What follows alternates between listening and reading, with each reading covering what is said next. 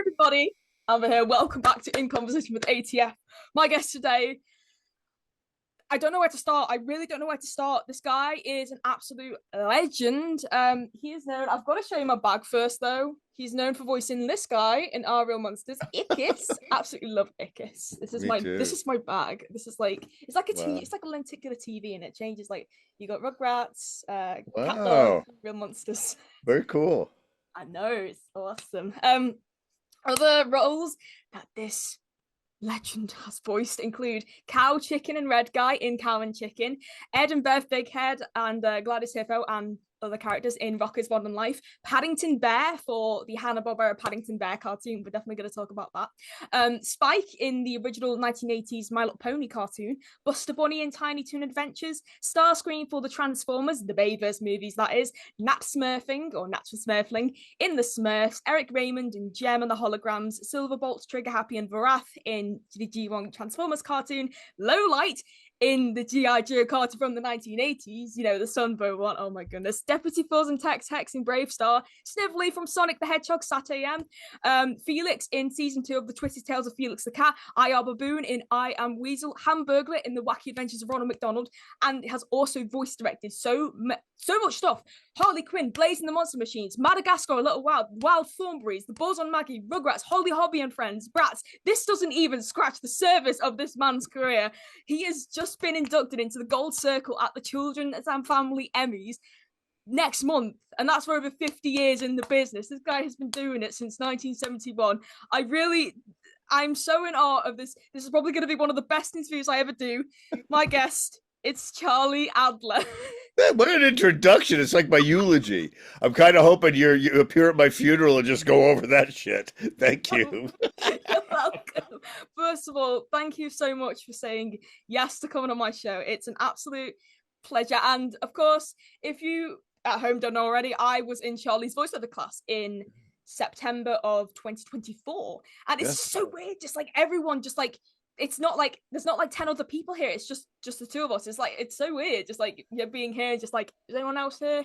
No. Yep. But Just I us. learned a lot of stuff from you. I really did learn a lot of stuff from you. Oh, And good. Thank you. I'm glad you did. You're welcome. Yeah, I've had a few audition things through CESD, but nothing has Good. sort of gone said yes as of yet. It's just been auditions, but no yeses. But I'm used to it, so But that's what a career is. A career is this. Yeah. Really. I mean, there's nothing's linear. I don't know why people think. I just did a podcast recently, and somebody said to me, "When did you know you made it?" And I said, "I haven't made it. I don't know what that even means. What do life is just there. I don't. So, I'm saying that to you, Ember, because." Just having access, just for you to have access and opportunity is the takeaway, because at some point something will stick. But the fact that you are represented is a huge step towards the possibilities of what you want to realize in your life. So it's all an affirmation, and you get things and you lose things, you get things and you don't get things. But access is everything. And then there's luck and timing and all that. I think I've had access, luck, and timing my whole career. I'm a very lucky man. But yeah, old. I'm literally just sitting in that Zoom waiting room. I was like, oh my god, I'm shaking like so Oh, much. yeah. Oh, honey, don't be doing that. It's us. You've taken my class. I know you. There's no reason to, we're just hanging out. Don't put that burden on yourself. I'll try not to. It just takes over my whole body. I'm like, wow, okay, I really need to chill out. And it's just Go like this. Go like this. Go like this. Yeah. Ah. Ah. That's it. Without the cough, without the tuberculosis. Oh my gosh, oh man. Oof, yeah. I don't even know where to start asking you all these questions, because there's so much stuff that you've done. So instead, I'm probably gonna go into what was it like sort of growing up in your early years? And I've got to bring up now Rocky and Bullwinkle, because you've cited that show as one of your Yeah. favorites Yeah. inspirations of that. Of Yeah. someone who has done a documentary on Bill Scott, the voice of Bullwinkle. Just like I've gotta know, how did it impact your life? Did it inspire you in any way to get into voiceover? No, it had Okay. nothing to do with any inspirations of voiceover at all. I didn't know. You have to remember when I grew up, and by the way, Rocky and Bullwinkle was in black and white. I grew up Yeah. in the 60s and we had a small 11-inch black and white television, a portable television. It wasn't until my teens where we got a color television. So television for me was just about escapism and not wanting to deal with other people necessarily. I hid out Mhm. often, watching as much as I could, but there were only three networks at the time Yeah. and three channels at the time. But so Mhm. Rocky and Bullwinkle for me was just a wonderful escape that made me laugh. It my sense of humor aligned with that show as a little kid. I understood it. It made me laugh, but there was no, I didn't know that voiceover was even a thing. I didn't know it was possible. I didn't think about the people doing that show as having careers. I was just watching a show and it was making me laugh, and I needed to. Yeah. I needed to. So I had a horrible father. So for me, it was escapism, and it lifted me, and I loved to laugh, and I had a wicked sense of humor as a kid, and I think it just fed into it. So yeah, none of it ever really occurred to me about voiceover or even acting at all. It was just TV. It's just That TV. is. That Yeah. is, that is. I mean, it's different for other people. I mean, I grew up most of my life watching cartoons. I mean, I still do, but that's predominantly how I got into voiceover. Yeah, a lot of things happened, bad things happened. Then I turned to Hanna Barbera, and then that in turn turned to the Disney Afternoon. That in turn went to all these wonderful voice actors who I've had the Yeah. privilege of knowing all over the years. Yeah, but you know, you grew up in a very information pipeline with tons of product, with a lot of inventory, with tons of shows. You had 100 and some odd channels or 300 channels. Now there's streaming. There's so many ways to access, genres of entertainment, and so the Yeah, world was your oyster. We had ABC, CBS, and NBC, and I think we had Channel 13, which was public television. I yeah. think there were four, but I mean, that was it, man. And they Wow. signed off that night. They would sign Mhm. off, and then you would see an American flag, and you'd hear them, and you watch the stupid fucking flag flying, and then you hear, and it was snow, static, nothing, Yeah, just yeah, green. So we have now, and you grew up in an age where there was 24/7. You could go from thing to thing to thing to thing to thing to thing. Now you've got computers, you've got streaming. There was an never ending, I call it an assault on our nerves and our senses there's no silence anymore. I had a for little real. silence growing up. Yeah. For real, yeah, definitely. We have lived in a sort of like an arranged sort of timeline. With me, we didn't well, I mean, stuff like Cartoon Network and stuff was like 24/7, but like the British kids TV channels, they weren't 24/7. They always signed off at Oh, like 6, 7 o'clock at night or something like oh, that. that's kind of cool. Yeah. Yeah, Okay. So yeah. so in a They way, still yeah, do. in a way it was similar. Oh, okay. Some of them still do. Some of them run Wow. 24 hours, because there's Huh. insomniacs like me. But yeah, it's just it's very interesting, honestly, to see the evolution of television and how most of the channels that I grew up with are closing down now, moving to streaming. I'm just thinking, look, Oh, this is just the world you grew up with. I think of this quote all the time: the world you grew up in no longer exists. And I'm just like, that's for sure. From where I'm sitting, that's for absolute sure. The for world real. that I knew 5 years ago doesn't exist. Yeah, The world I 100%. knew before January 20th doesn't exist. The world I knew before the election, November 5th, doesn't exist. Yeah. And so it is happening all so fast. Everything is just Hmm. so horrifyingly changing. Not in a good way, not for the good at all. Yeah. Yeah. At all. Let's quickly change the mood up a bit. We got to get back into the happy side. We've got to keep ourselves happy. If you do. Okay. No, Sorry. go for it. Because I could go down that rabbit hole and crash and burn. That's So another good story. choice. Good choice. Good You're choice. welcome. So I've got to ask about your first foray into Hanna Barbera because you did a lot of things in the 1980s, of course, you've done like the not Hanna-Barbera, but you did Transformers, GI Joe, Gem. But I want to know about sort of was the Smurfs your first voiceover job at Hanna-Barbera? Yes, my It first was okay. voiceover job was in New York, as Spike the Baby Dragon in My Little Pony, a special. It wasn't a series that it was a special. It was our first special. Then Mm-hmm. they did another special a year later, but I was still living on the East Coast. And Yeah. then when I came out to LA, I had those two animated uh, projects under my belt, but it never really occurred to me that there was a career in animation. I came out here from New York to LA to do television. I'd hoped to be in the movies, all that stuff. And, of course, careers never go the way you plan them to go, which in my case was a great thrill. I love the way it went. I'm just fine with the way it is. I'm more than Yeah. fine. I'm elated. But Mm-hmm. because I had done My Little Pony, but I had done a ton of commercials, I had done a ton of theater. I was considered in the 70s when I started an actor. There were no distinctions between voice actor, commercial actor, theater actor. You just acted. So you go Yeah. from genre to genre, and it was free form. It was wonderful. Then I came out here in LA, and I went, oh no, they have boxes they put you in. Yeah. So one of the things that I was really annoyed about is I had so many commercials on camera in the 70s. I was one of the faces of the 70s that you saw all the time. Well, I had brown hair and eyelids at the time. And so, Yeah. and I didn't have all this going on. Uh, they said, well, we'll represent you for on-camera commercials. I said, well, what about voiceover? Because I had done a lot of radio. They said, no, no, that's a different department. And I said, horse shit it is. And I'm going to meet the agents. And the guy left the room he just went all pale. He came back. He said, they'll meet you. Like I was meeting, the Wizard of Oz. And big fucking whoop.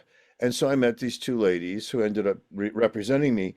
Uh, but they wanted me to do a week later a general audition for them, 5 minutes. I said, do come in for 5 minutes material. I didn't know what the hell I was going to do. I never did it.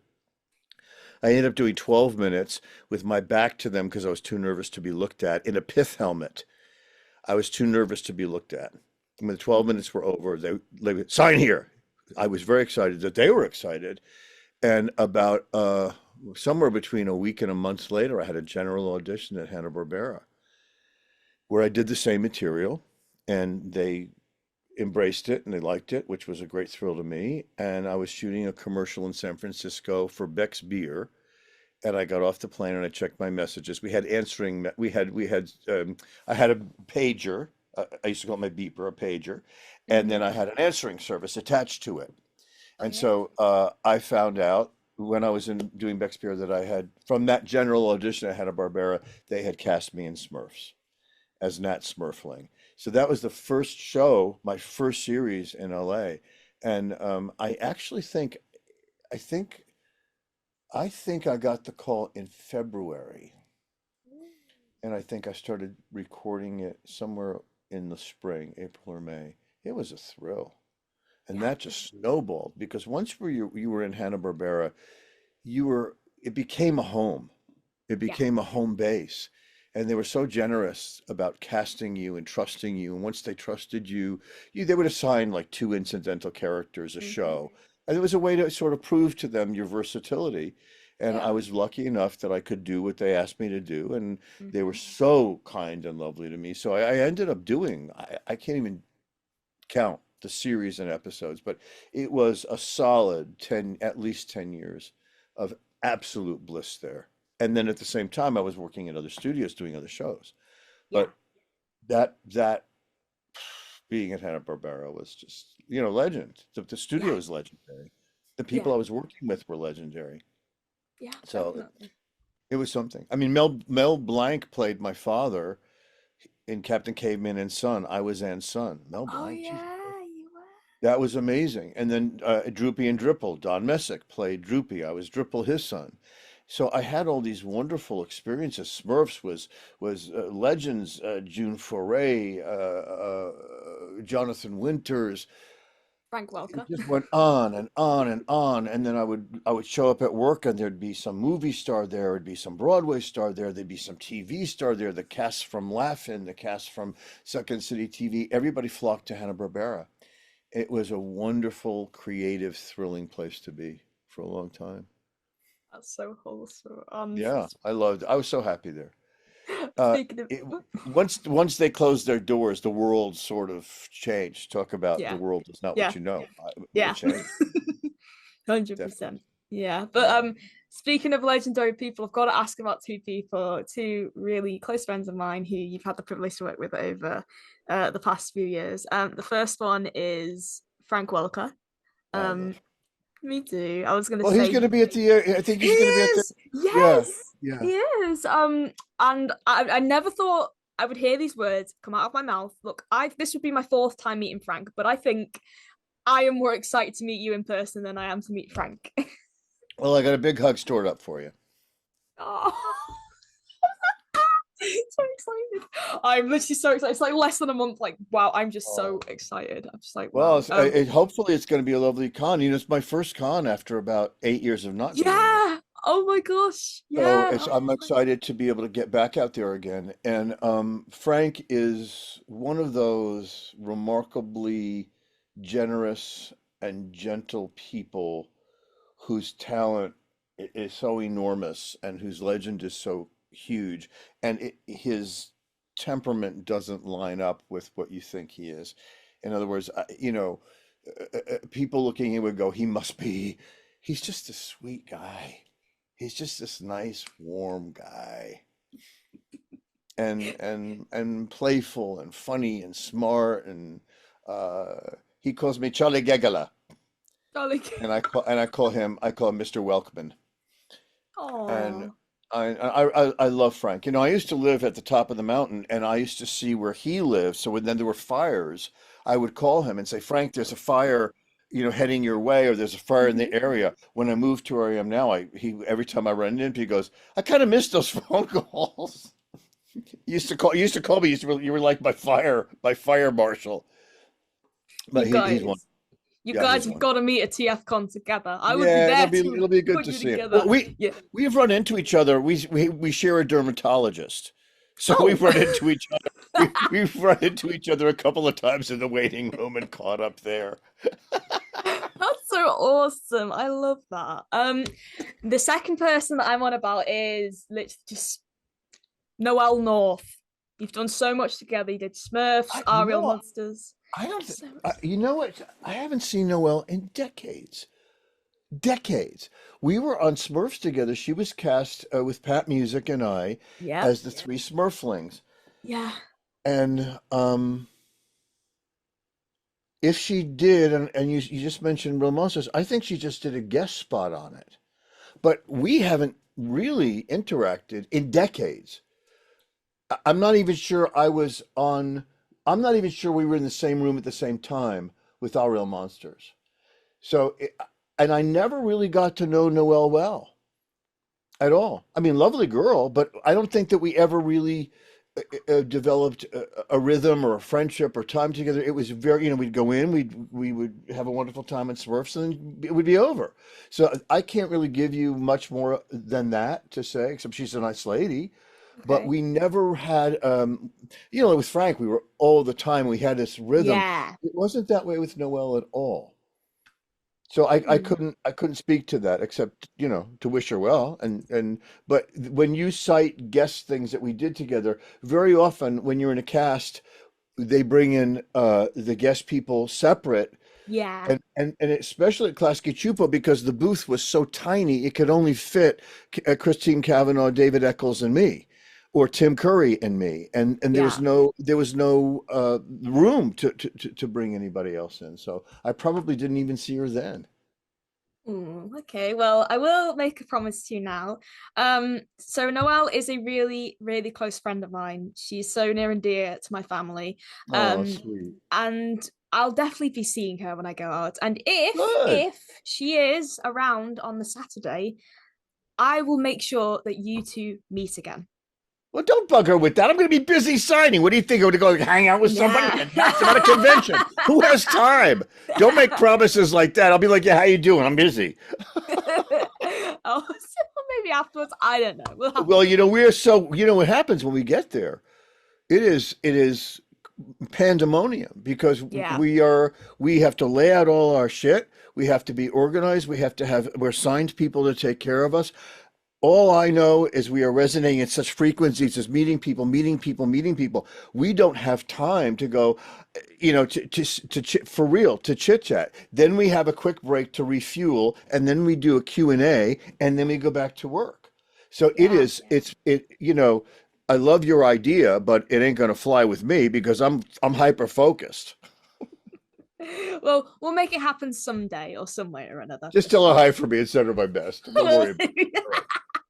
All right. Okay, so I've got to talk about now the Hanna-Barbera, speaking of Hanna-Barbera, Paddington Bear. Now, of course, this was like Hanna-Barbera with Central Independent Television, ITV, for all the British people. But I've got to ask, like, do you know anything about what was it like working on that show? Essentially, because not only did it develop your friendship with Tim Curry, but just the fact that it's a British franchise. It had a series before that was made by Filmfare in the UK, but then just like Hanna-Barbera somehow, let's just make a Paddington Bear cartoon. It Yeah. was it was a great thrill, and I have many stories about it, but I'll try to keep them brief because I don't want to dominate the time with Paddington but anyway, it's where I met Tim, Yeah. and Tim came in, and I don't want to ruin, he's just finished his autobiography, his memoir, which is going to be Mhm. published, and there are stories that I know because I've seen the galleys because we're close, Yeah. so I don't want to betray any of that, but that's where we met. And we instantly liked each other. We instantly had a rapport, and we're talking now. We're friends almost 40 years, and so 4 decades of friendship. He's my brother. I mean, he's my brother in a million ways. And so the cast was so exciting because besides Tim, which was pretty thrilling, he was Mr. Curry, the bad guy. But besides Tim, there was a brilliant, she's a legend in the theater, Georgia Brown. You may not know that name, but she was the original Nancy in Oliver. Wow. And she was this marvelous broad. She had this marvelous voice like this. She was just, ha ha ha. She was just marvelous and wonderful and smoked and drank and bawdy and terrific. I was mad about her. Uh, John Standing, who is a huge British, brilliant actor. I actually saw him years later at the Haymarket when I was doing a press junket for Cow and Chicken. Mhm. They sent me to the Haymarket because I wanted to see Dame Maggie Smith and Ooh. and Eileen Atkins and John Standing in an Albee play. I think was it A Matter of Gravity? I'm so awful with this. Anyway, but that cast was all British except for Jonathan Harris, who was Dr. Smith in Lost in Space, dear boy. And he was just wonderful. And me, how I got this. So I auditioned like everybody else. Um, it was a thrilling time because the director, Gordon Hunt, who was the director at Hanna-Barbera, who Mhm. was the most elegant, lovely, generous, playful, brilliant man, uh, just gave us such a safe place to play. And we all hit it off. So we would just do these rehearsals, which don't exist now. You just go right to record now. But we had a little more time then. And we just would have these unbelievably fun sessions. And I was Paddington Brown. Yes, Mrs. Brown. Yes, Mr. Curry. Oh dear. Oh no. Everything was, oh my. Oh dear. Oh no. I Well, I have think so. I have them all on VHS. I have them all on VHS. Like, oh, I'm not kidding. I got them. They're somewhere in my house. I don't know where. Oh Well, wow, it was a lovely time, and I loved Amber. I loved the character. I mean, there's something about playing innocence for me that makes me laugh the most because, innocence surrounded by challenges or adversarial events or outright villainy is so sweet because the goodness of the character always prevails, and it's not because they're manipulative. It's not because they're devious. It's because they're just sweet. That's Yeah. how Cow is. Cow is just so innocent. There's no, and that's what I loved about Yeah. Paddington. Paddington Yeah. was just Oh, yes. Oh, dear. nothing phased the little fucker. Nothing. Everything was good. Everything was great. It was just wonderful. Oh my gosh. Okay, let's talk about Cow and Chicken. You just mentioned Cow. I've been binge watching the show the past few weeks and just, oh my gosh, like It's fun, isn't it? I love Cow. Me She's too. my soul animal. I love her Me so too. much. Me too. Me Ah! too. It's just so awesome. There's so many, like, I'm trying to think of my favorites. I love the babysitting episode. It's just so funny. I love The that. what? Which one? The babysitter episode where Cow has a babysit Chicken, like when the parents go out and just like I was supposed to babysit. Oh, Cow's bigger. They just put her on a scale. She's like, boom, and then just Chicken just goes up into the roof. I love David Feast, who created that, is just, Mm-hmm. and he's like a brother too. He's a madman. And Mm-hmm. it was so great to work with him. I think of all the shows I've done, that was my favorite because I had the most freedom. I was so trusted by David, who, as it turns out, really fought with the networks because they did not want one actor playing all three roles. And they were adamant about Ooh. it. And he was adamant about that I would. And then also Baboon in I Am Weasel. He was Yeah. absolutely adamant that I should do it because he felt that I fit the bill for him and what he felt it should be. I was so honored, but I didn't know the kind of battles he was dealing with at the beginning. And then the show just took off and had a life of its own. But for where I sat, there was such freedom.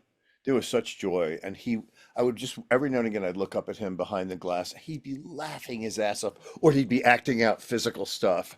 He was always doing, when I was doing the red guy, he was doing this and he was sticking his ass out and he was doing all these weird things with his body, which really just made me laugh and it pushed me forward into my own craziness.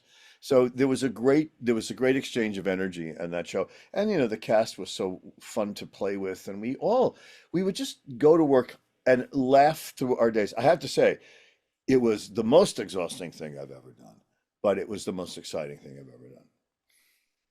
Makes sense.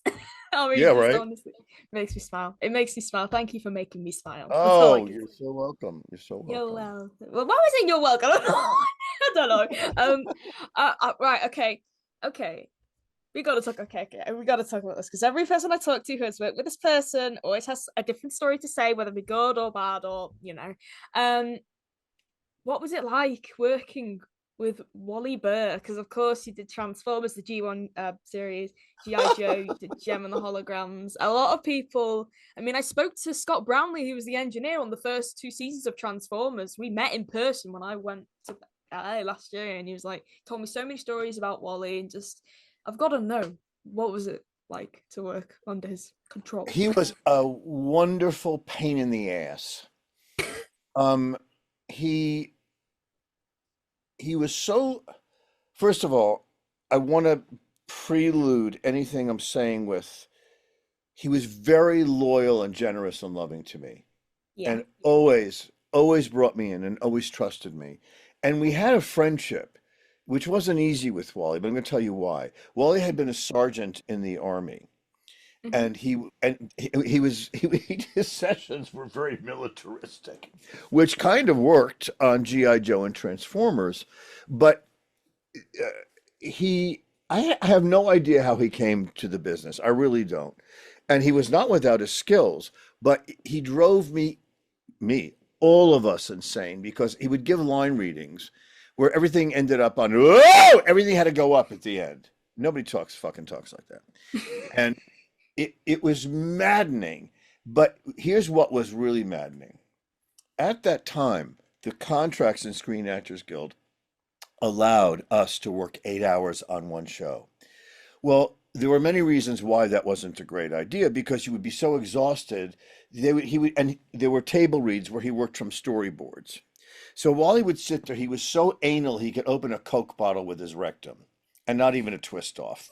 And so he would sit there and read these storyboards, and he would make you rehearse full tilt what you were going to do. Now, mind you, Transformers and GI Joe were all battles. There was so much battle cries and screaming. So he would do a 4-hour table read. So by the time we got to record, we were dead. We didn't have anything left for the fucking show. So when Screen Actors Guild decided, and I was a big part of the decision to strike, one of the things we asked for, with which we only called it amongst ourselves, the Wally Burr Clause. And the Wally Burr Clause limited a session to 4 hours, meaning that he could not sit there and make us do a full out rehearsal, that we would probably just either go to tape or do a quick run through, marking certain elements that what he felt were important. Now, Yeah. that's why he was a pain in the ass. So when we won the battle, he then had to go from 8 hours to 4 hours, and he had to relearn his own methodology. 8 hours indulged his indulgences. Yeah. His indulgences were excessive, given that all of us were pretty much, although I was pretty new, I learned pretty quick. But the other guys who had been doing it for a long time, they would go, "Oh God, don't make us do these read-throughs." Well, we did Gem. It was a bawdy cast of ladies. They were hilarious. It was me and one other actor, male, and the women and I were so horrifying and filthy and rude with each other in a playful way, and he would drive us all to murder, because he'd go through the whole 22 minutes, 4 hours, to 22 minutes of material, 4 hours of marking and circling and rehearsing and doing a line 17 goddamn times till it pleased him. Well, we should have been recording that. So the only way that we could cope with that before the new rules came in was to be bawdy and filthy and pass notes and draw dirty pictures. And I mean, we were just all over the place, and had a blast, because we couldn't have coped any other way. I laughed harder on Gem than maybe I did any other show, because we did, I think, 78 of them or something like that. We did a lot of them. Yeah. So it covered a lot of years. Oh my God. So that was my long-winded answer to Wally. And yet I had this, he did drive me nuts, and everybody. It wasn't like people said, "Oh, I can't wait to work with Wally."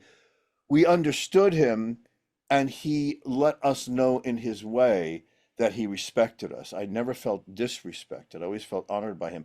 But I hadn't seen him for so long. And there was an art show that I was invited to by the producer, Don Jurwich, who did almost everything that I was in at Hanna-Barbera. And he was a wonderful artist. And we stayed friends, and we'd meet for lunch over the years. And I went to this gallery showing of Don's work, which was really pretty amazing. And on my way out, here comes Wally walking in. And Wally was like 90 at the time. And I said, "Wally, my God, it's Charlie Adler. How you doing?" He looked at me and he said, "God, you're fat." Oh my goodness. I would have screamed on the spot. I was like, "What?" I loved it. I thought it was hilarious. That's so funny. I love that. I wasn't, but in his opinion, I was. It made me laugh. Yeah. God, you're fat. Oh, Okay, thanks. Nice to see you, pal. I remember reading somewhere that you don't really remember much of your time on the G1 Transformers cartoon. So was it again? I didn't do what with my time? It said a line like you don't really remember much of your time on the Oh original no, I really don't. Transformers. Well, the real reason is because I was nervous. Okay. The real reason that I was not as present as I was on other shows, it was a genre that confused me, and it was a lot of testosterone-laden performances, and they made me unnerved. Guys would stand in a row with their hands on their hips, going, "Yeah, blah, blah, blah, blah, blah." And it didn't feel to me at the time initially like acting. It just Yeah. felt like yelling. Over Yeah. time, I understood it, but I don't think I spent enough time there long enough to get comfortable. So even when we did the movie, I think I was in the movie. awesome. I may or may not, or the GI Joe. I conflate the It two, might but be in my G.I. opinion, they were both sort of the same thing. Just a Yeah. lot of yelling and screaming, and battle cries. So yes, I think the real reason I didn't feel completely present in order to have deep memories about it is because I think I was so nervous all the time. And those Mm-hmm. are the only two shows that really made me a little crazy. So, people get offended at Q&As that I don't remember stuff, and I honestly don't remember. I mean, I remember one where a fan asked something, and I said, I wasn't sure if the Decepticons were good or bad. I swear to you. And one of my cast members after the show ripped me a new asshole. He said, You're so offensive. You're so offensive. How do you not know?" I thought, dude, I was so shut up. I couldn't even engage in the reaction. But the real reason is I was just trying to get through the material and do a good job. Yeah. Mm-hmm. That was The only it. reason why the only reason the only reason the only reason why I was asking was because I was wondering what was it like to sort of return to the franchise to do the Bayverse movies as Oh, it's such Starscream. it was so different. It was wonderful. Well, first of all, I had returned to the GI Joe franchises, I think five different incarnations. So I Wow. did. I mean, I think I may be overstating, but I know I did Renegades. I did GI Joe Redo or something. I Mm-hmm. can't even fucking remember. But I ended up being Cobra Commander, and then three or four other characters on one of them, and then I was Cobra Commander and Adam D. Cobre on Yeah. another one. So it was kind of exciting to go back to those franchises with a different mindset because I understood not to not that I didn't just understand the material better, I understood myself better. So I understood where and what I could do with that material. So when I got Transformers with Michael Bay, it was just thrilling to be in a feature, and I liked him very much, and I liked the process working with him very much, and he was so collaborative and so playful and silly, and I came in at the end where everything was mostly animated. So Yeah. to walk onto a soundstage and to see this massive version of what you're playing was so interesting to me and so exciting. And then to go in and slug it in the dialogue to the picture was a thrill. I loved it. So I think I did three movies. Yeah. I Yeah. have to say I Yeah. have to say it like an old 1930s actor. I did three pictures. I did three pictures with Michael Bay. Three pictures. I'm Oh. doing a picture. Real quick, I just wanted to say I absolutely love your tattoos. My what? I love your tattoos. Oh, thank you. Let's see, what do I got? I got Wow. that. Always like the wave picture. I can't Yeah, yeah, remember who yeah. did it, but I've seen Um, the I yeah. got I Like got a that up sun and there, an anchor. and I got Yeah. that Oh there. wow. Oh, that's Home. awesome. And I had the complete works of Shakespeare on my genitals. Oh my, like I really want a tattoo. I really do, but that's another Well, story. I can't negotiate that with you and yourself and your family. I don't want to get murdered by someone in your family who's telling you no. Do whatever you want. um, just real quick, I've got two quick questions. Well, three, technically three. Because I've like got tons of stuff on here, but I'm just trying to get through the important questions. So three questions, quick fire. What's your biggest pet peeve? Oh God. I have too many to even begin to list them. I think the word anyways drives me insane because there is no such word. Um, it's all good really pisses me off because it isn't. It's usually said by some 20-year-old, not 21-year-old, a 20-year-old. It's all good. um, Oh fuck. I think, well, I could go on, but they're just things, just basic behaviors of rudeness that make me crazy. Mhm, Inconsiderate things make me crazy. Anything malicious makes me insane. mhm. Uh, so I mean, I'm just giving you broad strokes about my disposition. Uh, Arrogance really pisses me off. And Yeah. when somebody pretends to know what they don't know and holds on to it, that's where my ass just shoots out flames. So don't be standing behind me in that situation, or you'll get I'll try singed. not to. I'll try You'll not lose your to. eyebrows. I know. Anyways. Anyways, it's all good. Oh my, okay. Do you like anything British? Like, have you got a favorite British show or food? Oh my or God, I love anything? everything British. Oh my God, are you kidding? First of all, French and Saunders are the greatest thing ever, ever. Those two women were geniuses. Ruby Wax, who is not British but wrote for them, American, genius. Mo Collins, not Mo, no, Mo Collins, Mo Gaffney, is American but genius on. I loved Monty Python. I love every British film ever made. I think the greatest actors of our time are British. Uh, they're trained in the theater. There is a great devotion and a respect for the craft of acting, and they are not impressed with themselves. And work has a different standard. And the copious use of the word cunt thrills me because I use it every other sentence, and they don't get offended when we're working.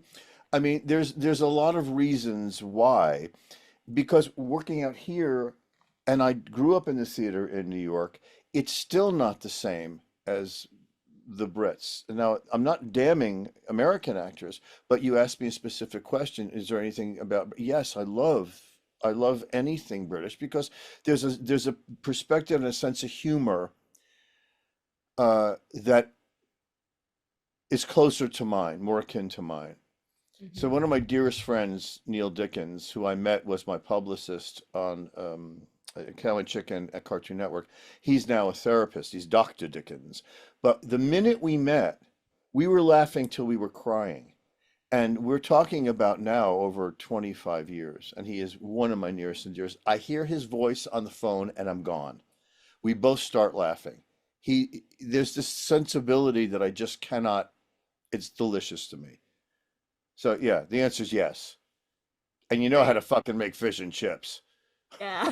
Hundred Well, here in percent. New England, here on the East Coast, I'm on the West Coast, but East Coast, fish and chips, pretty good in New England. Yeah. Real quick, I want to know your thoughts. What do you think of Queen, the band? Oh, Freddie Mercury? Yeah. Yeah. Oh, he was a genius. I love you. Well, Absolutely I love mean, Queen. Favorite band. what's to be said? They were together. They were a tsunami. Yeah. Yeah. He was beyond description and unique as can be, and courageous as can be, and fierce. I loved his ferocity, everything. I mean, I could just go on. Yeah, that's my answer. Yeah. Oh my That's what I think gosh. of him. Yeah. Like I could just have like a 5 hour conversation with you, and I would be completely none the No, he was wiser. the tits, man. He was the tits. He For really real. was. For Yeah. real, for real. My final quick fire thing, real quick, is I've noticed this now when you're voice directing adults compared to children. I mean, I've been binge watching a bit of Madagascar a little while recently. Don't judge, I'm 21. Yeah. What is it? How does it differ from when you voice direct adults to voice directing a The only thing child's that cast? differs is my language. Okay. Because a child has never, and I mean never, I have never in front of a child even said crap. Never. Mm. But my temperament is the same. My rhythm is the same. My personality is the same. I love working with kids because I find them much more disarmed in many ways than Yeah. adults. And uh, there's a playfulness. That cast of Madagascar, those kids were just remarkable. And I am very close to Gunnar Sizemore and his parents from Kung Fu Village. And that cast of kids was off the charts extraordinary. And no, I'm not different at all, except in my choice of words. And when I'm off the button, Hmm. I'm Touretting like a sailor. But when I'm in the presence of kids, never, never, never, never. Out of respect of them, out of respect to their parents, and I don't need to be the cool director. I'm nuts enough. We laugh enough. We have a good enough time. I don't have to say fuckity fuck for them to think I'm cool. Because I remember when we first joined your class, you're like, "Is anyone here under 18?" Oh, good. Fuck, fuck, shit, fuck. Well, yeah. I mean, adults need to be able to process different personalities, and in this business, they do. So any pearl clutching to me is a fucking bore. Pearl clutching Yeah. is an affect. Hmm. Faux outrage, faux shock. Oh, adults speak like that. Shut up. Sit down. I just laugh at everything you say. I just love the sound of your voice. um, I just love that you're drinking wine. oh, it's not wine, it's cherry cola. I love that you're drinking cherry cola pretending it's wine. I mean, I was drinking vodka a few nights ago. Just saying. I mean, it was celebrating my 21st. I mean, I wouldn't dare drink alcohol on this show, even if it's. I wouldn't tell. I wouldn't say a thing. You wouldn't tell it was vodka because it's like water. It's clear. It's clear. No, I'm not a big wine person. I'm more of a vodka person, to be fair. Yeah, I used to drink vodka. I used to drink a lot of vodka. Then I switched to tequila, and I stopped drinking about 2 years ago. Just because I just didn't. It was weird. I just woke up one day and went, I don't want this anymore. There was no event. There was nothing that prompted it. There was nothing. There was nothing. I just stopped, and I feel so much better. Yeah, definitely. Yep, I mean, now yep, I yep. can drink when I come up to America. Yay. That's right. Yeah, definitely. I've got to ask now. Moving on to your live action creator. Look, there's 6 notes on my list, and we've got to move these as quick as I can. I'm trying to like speed talk now. Okay, here we go. That's fine. I'll speed answer. Okay, well, in that case, let's talk about. Has anyone ever spoken to you about No Prom for Cindy? Oh yeah. Oh yeah. Ooh, okay, I saw it on Did you see it? YouTube. Were you able to see it? It's on YouTube, but there's no sound. Oh, you know why? Because the music, the soundtrack, yes. Well, it won about 45 awards worldwide in film festivals. Mm. Um, I loved it. I loved doing Wow. it. It was very exciting. I played a 14-year-old girl suspected of being a lesbian, and Hmm. I did it with full beard as a man. And Hmm. never we did it as a after school special, an ABC after school special. So there was no winking to the audience. There was no joke. The conceit of it was that she was an overachieving teenager, and Hmm. through literally a slip of the tongue at a pajama party, in kissing a girl, where they were Yep. acting out a boy and a girl in a ridiculous playful minute, my character kisses the girl back, Yeah. and everything falls apart. And so all of a sudden, what the audience has seen, which is me as a guy, but playing it like a girl, Yeah. all of a sudden, the entire cast who has accepted Cindy, and she's pretty, and she's got blonde hair, and she's a great athlete, and she's so smart, and she's gifted in a million ways, all of a sudden they stop seeing the good in her, and they turn on her, Yeah. and she has to come, her parents turn on her, she gets completely rejected, and so her priest turns on her boyfriend turns on her girlfriends turn on her, and she becomes very, very isolated. And so the Yeah. film was about perception, and it did unbelievably well, and it shocked me when I did it, when we were submitting to film festivals. I didn't know what to expect really, but we were invited to 45, and we got Wow. award after award after award. And Hmm. I'm very proud of that movie. Co-wrote it with Michael Ryan and David Feast from Cali Chicken, who friends Yeah. from Cali Chicken. And the And cast as well, though. Henry Gibson, and Estella they, Harris. Henry was my best friend. Estelle was dear, dear friends. Brock Peters. Brock Uh, Peters, yeah. Oh my gosh. Brock called me his son. I called him his father. When he was in the hospital, I would go to Oh. see him, and he would introduce me as a son, and that's how I would get into the hospital. And we were. I only worked with people that I wanted to work with, friends. The girl who plays my best friend, Shayna Fox, who plays Tracy, was one of the young actors that I directed in Rocket Powered, and Wow. she was wonderful, wonderful, and a doll. Awesome.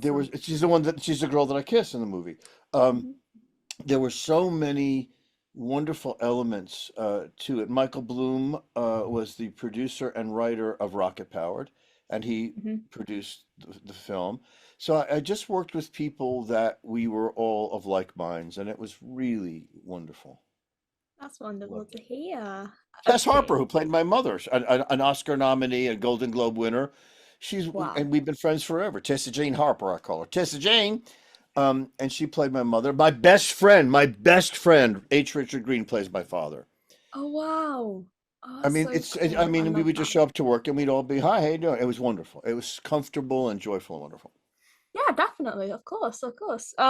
Real quick. Okay, I've just I'm prioritizing a few of these. Okay, here we go. So Are Real Monsters, I've got to say, absolutely love this show. And, Me working too. on it, I've seen you discuss about it and everything. I've just got to know real quick about your friendship with Christian Kavanagh. She She was, retired it's hard for me to 2022. talk about her without crying because she passed um, Oh, several years ago. please don't cry. We Oh, started look. every morning on the phone over coffee. 6 a.m. Mhm. between 6 and 6:30, we were on the phone every single morning. Yeah. Um, she was a remarkable, unique, breathtakingly gifted woman. I mean, she created Chucky in the Rugrats. She was Oblina in that. She She was was Evelina. Dexter's Lab. She was Babe in the movie Babe. She I mean, was, yes. there was nothing that that woman couldn't do. And she was a wonderful theater actor, and she was a wonderful actor on film.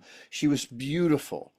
She was gorgeous to look at and earthy and without equal, one of the funniest human beings I've ever known. And I miss her a lot.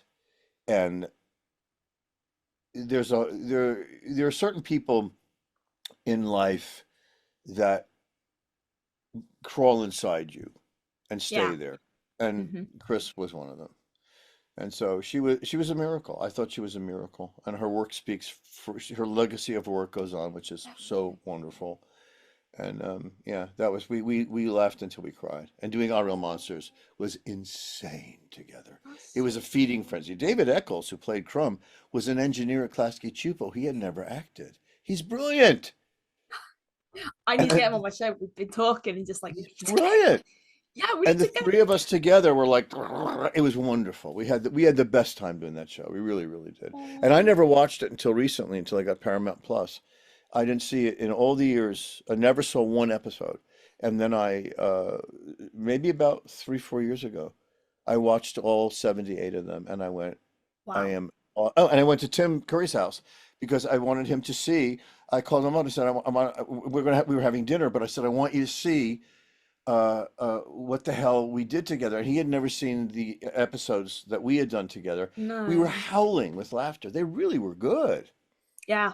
100%. Yeah. Yeah. Um, and I was that's a quite okay. I was going to ask you about the thing that happened to you last year, but you've discussed it in other interviews and stuff. And look, we got like 6 minutes, and I just felt like What just happened to like me last year?